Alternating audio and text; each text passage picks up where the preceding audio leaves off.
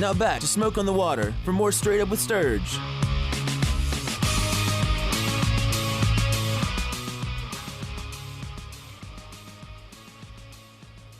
All righty, welcome back in. 7:23 on this Monday night edition of Straight Up with Sturge, coming to you live from Smoke on the Water here in Greenville's historic West End District. And let's go ahead and go to the guest lines. We've got Jeff Borzello, the feature college basketball writer for CBSSports.com. Jeff, how are we doing tonight? I'm doing great. How about you? We're doing, hey, listen, over the course of a couple of weeks, we have gone full circle with the weather, from winter storms to earthquakes to spring weather and storms. So, we survived it. So I think life is pretty good. But, Jeff, you're getting ready to get into the best time of the season with college basketball, with conference tournaments and then the NCAA tournament. Let's start right now with the ACC. First of all, is Virginia the best team in the league? Secondly, I'm going to ask you a two-pronged question. If Clemson can get a win at Wake Forest and they come home for 3 consecutive games and win out to move to 12-6 in ACC play, does that put them on the bubble for discussion just strictly for what they've done in their conference season? I'll start with the second part. I do think if Clemson wins out the rest of the regular season, gets to 12-6 in the league, I think they'll be in the discussion. I don't think they'll be in, but I think they'll certainly be in the discussion with that sort of ACC record, and plus win over Duke. That's kind of a nice trump card when compared to other bubble teams. But to me, they still kind of have to do a little bit more. They're going to have to do damage in the ACC tournament, even if they win out. They just don't have the top tier wins. The win over Duke is good, and if they do win out, that would include a win over Pittsburgh, so that's nice. But to me, they still need to do some damage in the ACC tournament. And in terms of the ACC, I think Virginia, I do think they're going to win the league. I think they're going to, beat Syracuse at home next week to kind of clinch the regular season championship. But I think going forward, I would still probably put them third if I had to do power rankings based on potential in the NCAA tournament. I think Duke has the best Final Four potential, or the most Final Four potential out of the league, just because of the way they score the ball.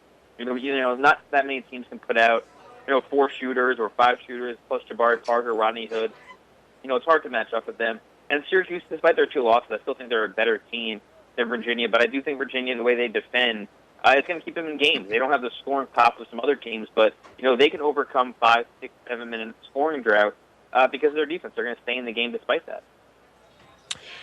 Jeff, Price Atkinson sitting in with Mark tonight. Thanks for joining us again. And you really kind of answered my next question, which was going to be, the ACC, how this regular season is going to play out in these last couple weeks. Really kind of it's odd looking at Virginia sitting here and saying all they got to do is, well, they have to obviously win out, but, they're sitting a game ahead of Syracuse. But, going back to that Syracuse-Duke game the other night, I was really quick after the first meeting to go so far as to christen it as the new great rivalry in college basketball. But after the other night and the way it played out in the end, I kind of have a hard time not putting it up there on one of these must-see games in the next few years. But talk about this new Duke-Syracuse rival that seems to be developing, and obviously touch on, the end, what you thought of Boeheim at the very end of the game. What did you think of that? What was your take?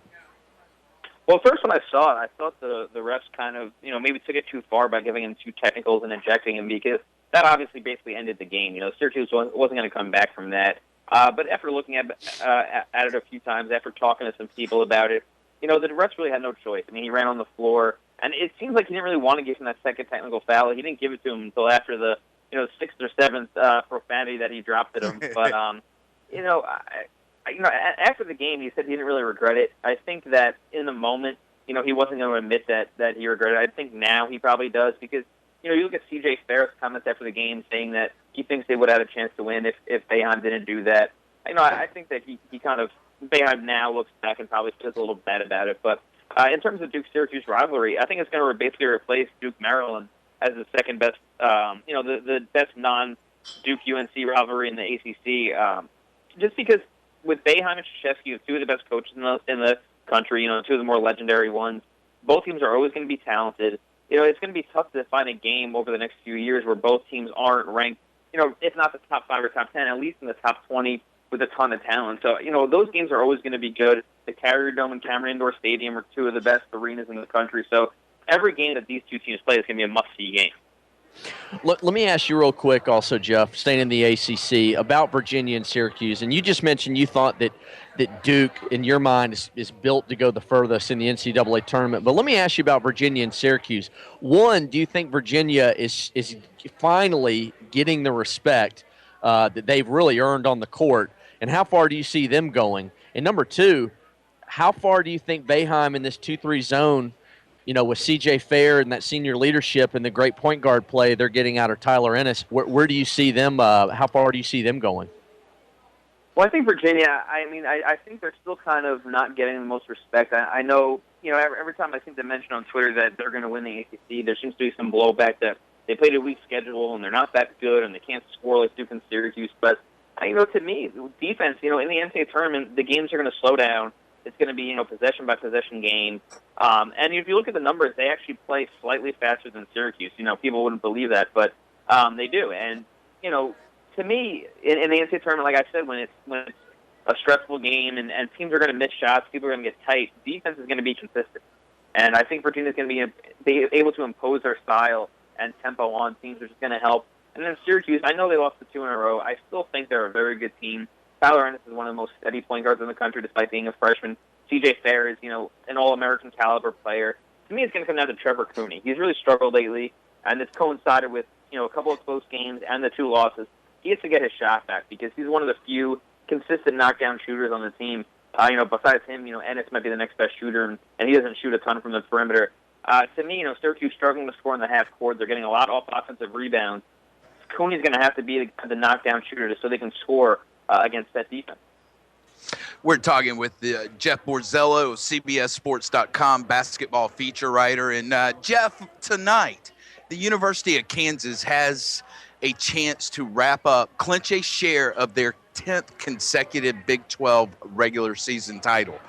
I was astonished when I saw that because it didn't hit me. What would you rate the equivalent of one team in a power conference winning 10 consecutive regular season titles? It's tough because you look at around the country and no one else has really done it. It's so hard, especially it's not like the Big 12 is some small, low major type of conference. It's one of the best conferences in the country year in, year out with some really good teams. Texas had their years. Oklahoma State's had their years. Baylor's had their years. Iowa State.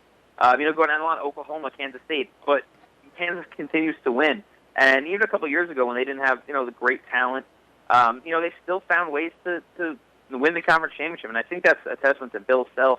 I don't know if he gets the respect, of a Coach K or a Boeheim or Roy Williams, but he's clearly one of the best coaches in the country. And I think he's one of the, a handful of coaches in college basketball that could translate to the NBA.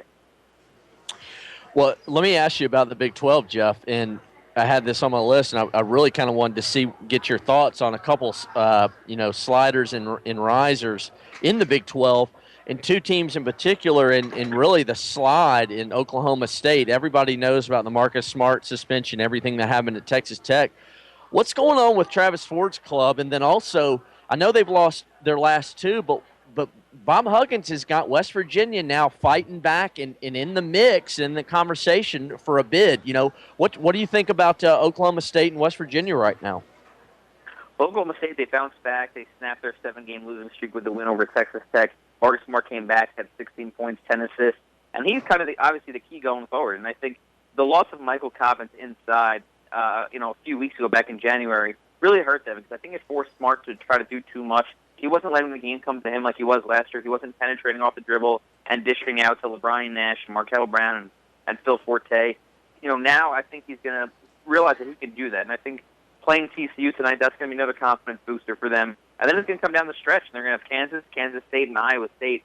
They might have to win 2 of those to feel comfortable about getting a bid come Selection Sunday. And then West Virginia, they've lost 2 in a row in 3 of 4, but Bob Huggins has done a great job with this team. They beat Baylor and Kansas State and Oklahoma and Iowa State in a, basically a 3-week span to kind of get in the mix. They do have a lot of work to do to get a bid, but this is a team that most people thought would be 8th in the Big 12. Really no chance to get an NCAA tournament bid. But right now, 7-7 in the Big 12, that's a lot better than people thought they would be. Jeff, let me ask you about let's move to the Southeastern Conference, and I want to ask you about the SEC. Everybody knows that it's incredibly top-heavy with Florida and Kentucky at the top of the league. two locks or two teams to get a lock out of the conference. Georgia's sitting there at third, surprisingly, at 9-5, and a guy, Mark Fox, I think to me is without a doubt, not even no debate whatsoever, the SEC Coach of the Year. I don't care how the rest of the games finish up, but you got Georgia sitting here at third at 9-5, but then you have 7 more teams all in a log jam at 7-7 and overall. What do you see the way the SEC? How is this going to shake out? I mean, are we looking realistically, in all honesty, at 2 bids, or do you think when it's all said and done, Missouri, Tennessee, and LSU, are they going to fight their way into the field? I think at the end of the day, we're going to see at least 3, maybe 4. I think obviously Florida and Kentucky are going to get in. Florida, is fighting to be the overall number 1 seed in the tournament. I think Missouri will find a way in. I know they lost over the weekend at Alabama in a game they really shouldn't have lost, but Georgia's a winnable game, Mississippi State's a winnable game, Texas A&M's a winnable game, and then in the season finale they go to Tennessee, and I think that's going to be a really big game, especially for Tennessee. If Tennessee wins that game, I think we could see the SEC get 4 bids. If Missouri wins that game, the SEC might have to settle for 3 bids. And you mentioned Georgia.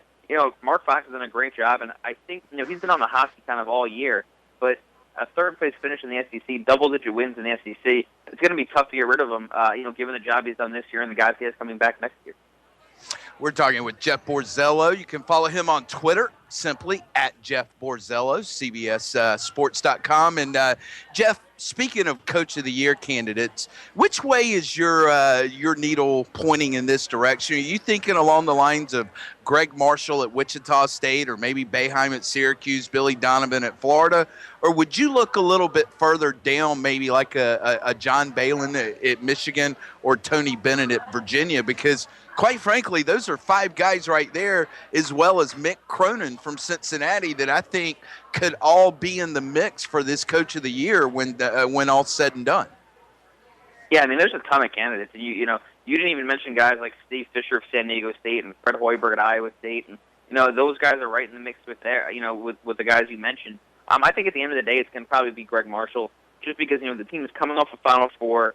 They've lost some guys from last year, but he has the team undefeated, unbeaten. It's the first unbeaten season in a long time, and they're probably going to enter the NCAA tournament without a loss. And at the end of the day, it's tough to match that. Obviously people are going to disparage their resume and say they've beaten nobody, but you look at their record and there's no losses, and they're the only team in the country that's done that.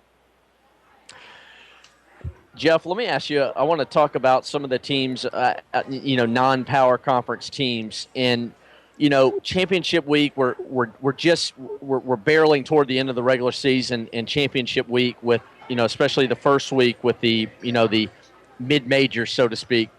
Who are some of the teams? Give me maybe 2 teams you think to look out for. I love the first week of the mid-major conference championships, the OVC, the Missouri Valley, just because you really get a good look at some of these mid-majors and really how good they are and how much they leave it on the court. But give me 2 teams, maybe a George Washington or a Harvard that you see that kind of really to keep an eye on, during that week of the conference championships and maybe going into the NCAA tournament. Yeah, I mean, I'll give you a couple. In terms of strictly mid-majors, a team that might get a 12 or 13 seed, look at a team like Green Bay. To me, they're a candidate to win a game. In March, they have a 7-1 guy down low, and Alec Brown, who could step out and knock down shots. Heber Sykes is a big-time scorer. So with those two, they have the firepower to keep up with most teams. Harvard, like you mentioned, I think they're, top to bottom, they're one of the most talented mid-majors in the country. I think they can match up pretty well. And if you want to go deeper down the list, if you look at a team like maybe a Delaware or a North Dakota State or a Georgia State, teams that can score the ball, that, can pose matchup problems, that can score in different ways. Delaware and Georgia State, they throw out 3-4 guards, all that can score the ball. It's, when those shots are falling from the perimeter, that's, kind of a recipe for an upset. What about, I want to ask you about Belmont too. What do you think of Rick Byrd's club? They had a little bit of struggle early on. They did get a big win at North Carolina. What do you think about Rick Byrd's team getting in the field? Obviously they're going to have to win their conference championship, but, what do you think about his club, peaking down the stretch? Yeah, I mean, they're playing well at the right time. They had that 4-game losing streak in December, like you mentioned. But, as always, they're one of the most efficient offensive teams in the country. They can score inside. They shoot the ball well inside the arc, at least. They rely heavily on the outside shot. They get up and down the floor when they have the ball. So, and their experience. They have a lot of guys on the team that have played in the NCAA tournament. They have a coach that's played in the NCAA tournament, or a coach in the NCAA tournament. They've been to 3 straight NCAA tournaments. Again, they're going to be a team nobody really wants to see in the first round just because of the way they shoot the ball. And obviously, if the shots aren't falling, they could get blown out. But if they're shooting the ball like they can, they could be a tough out. And real quick, Jeff, before we let you go and before we get to break, I just want to put you on the spot real quick. Your Final Four teams, as we're sitting here tonight on February 24th, who are you thinking with your Final Four picks? I'll go with Florida. I think Florida's going to cut down the nets. I'll go with Duke out of the ACC, and then I think Kansas will get there just because they're talented starting 5. And then looking a little bit deeper, I think Iowa State, to me, they have 3 scores in DeAndre Kane, George Niang, and Melvin Ejim, who can carry the offense and have the potential to go for 30 points in a game. They create matchup problems. I think they're going to be a sleeper to get there. All right, Jeff, our listeners can follow you on Twitter at Jeff Borzello. Tell people what y'all are working on with CBSSports.com. Late night, your night court is a must at this time of the season, as well as popping bubbles. Y'all do a fantastic job. Well, thank you. Yeah, every night we do the night court, recapping the night, and popping bubbles. We started that again last week, and it goes through every bubble result of the week. And with conference tournaments around the corner, and the bubble team, kind of a desperation time for a lot of teams. So keep checking every night for the analysis of it. All right, Jeff. Well, listen, enjoy this next 5 to 6 weeks, and especially Conference Championship week, as it really gets started off here in the next 7 days. Thank you for your time, your knowledge, and wish you all the best. All right, thank you. Thanks, Jeff. All right. Jeff Borzello from CBSSports.com, I tell you. Dropping knowledge, man. And at this point, when you're this part of the season, I am dead serious. If you're a college basketball fan and you have the ability to, get on Twitter, follow him at Jeff Borzello, Borzello, just for the night. If you're stuck out and about and you want to know what happened that night, check out CBSSports.com's Night Court. But I've really enjoyed the bubble popping because right now Clemson is kind of listed at the bottom going, they can win their way on the bubble, but technically they aren't on the bubble, and that seems to be the consistent theme with that basketball club. But everybody says if they close out with 4 straight wins, watch out. And, then they're going to be in the conversation. Then it may be not so much the individual resume, but sometimes, the negative conversation part of it's guilty by association. Clemson would not be guilty. They'd be brought along by association in that regard. Yep. And, you just said it too. You want to get – I'm going to pump up Jeff one more time. Check out the CBSSports.com College Hoops, their blog. Jeff Borzello, Gary Parrish out of Memphis, Matt Norlander, those guys. If you want to get up to date with whether you wake up, sit down at your desk in the morning, pull them up. They'll give you a preview for the day's games, what to watch, and then, as Mark said, night court. You can get a great wrap up also of what happened the night before. It's actually become like the dog that does the walk 6 times around in a circle before he can lay down and go to bed. I'm that way with night court now. And we ain't talking about the old comedy with Harry Anderson from back in the day. Hey, don't forget, tomorrow morning from 9 to noon, Qualt, Dutch, and myself will be at Rogers Outdoor Equipment, the intersection of Highway 8 and 81 in Piedmont, for their Customer Appreciation Day. If you're a landscaper, if you own a yard company, if you just work in the neighborhood and you need some new equipment, tomorrow is the best day of the year at Customer Appreciation Day. I'm talking from tractors to riding mowers to zero-turn mowers, push mowers, and all your handheld equipment. Oh, yeah, you can come by and get you some free lunch with barbecue sandwiches, chips, and drinks. But again, Qualt, Dutch, and I from 9 to noon. But that doesn't mean it stops tomorrow until the doors close. It's Customer Appreciation Day. Come find out why people literally circle this the final Tuesday in every month, or in February every year, for Customer Appreciation Day at Rogers Outdoor Equipment, because it's worth it. Come join us again. All you have to do is go I-85 to exit number 32, go 1.5 miles west. As soon as you come to the 4-way stop sign, hit the intersection, you're going to see Rogers Outdoor Equipment right in front of us. Check them out online at rogersequipment.com or give them a call at 947-6377. Off the break we go. We are WCCP Talk Sports 104.9 FM, the flagship station of Clemson Athletics.